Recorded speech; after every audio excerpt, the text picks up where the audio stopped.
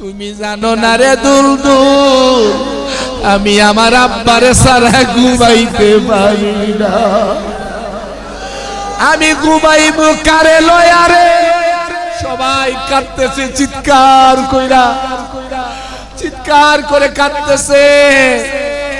এমন সময়ে হযরতে সকিনারে খুঁজে পাওয়া যায় না। খুঁজতেছে, তাকায়া দেখে দুলদুল গোড়ার দুইটা পাও ধইরা হযরতে সকিনা দুলদুল পায়ের মধ্যে ধইরা কাঁদে, ডাক দিয়া কয় দুলদুল রে, ও দুলদুল আমার আব্বারে দিও না।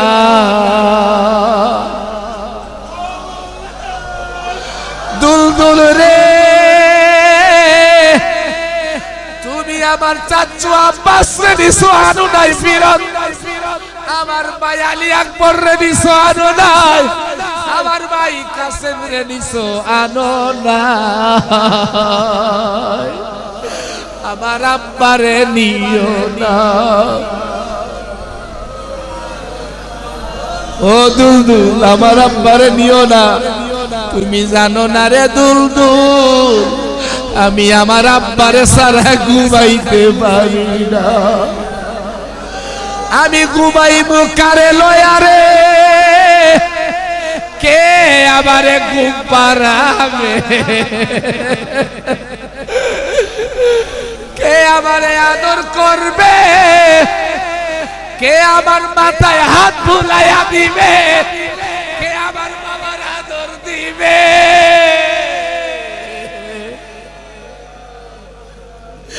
মাওলা গিয়া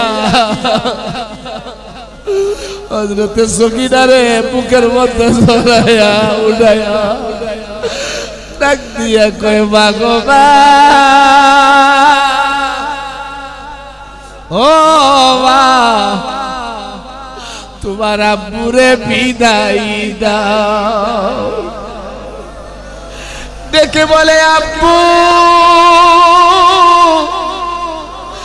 আমার ভাই আলী আকবর চইলা গেছে, সবাই তো চইলা গেছে, তুমি যাইও না। আমি সকিনারে এতিম বানাইয়া যাইও না। আমি সকিনা কারে লইয়া মাওলা, হে মাওলা হুসাইন, আপনি কেমনে সহ্য করেছেন? যখন আপনার সকিনা কাঁদতেছিল তখন কেমনে সহ্য করেছেন?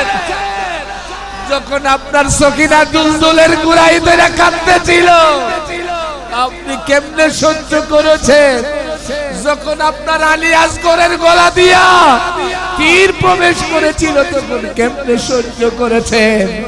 লাব্বাইকা ইয়া হুসাইন, লাব্বাইকা ইয়া হুসাইন, লাব্বাইকা ইয়া হুসাইন, লাব্বাইকা ইয়া হুসাইন, লাব্বাইকা ইয়া হুসাইন, লাব্বাইকা ইয়া হুসাইন।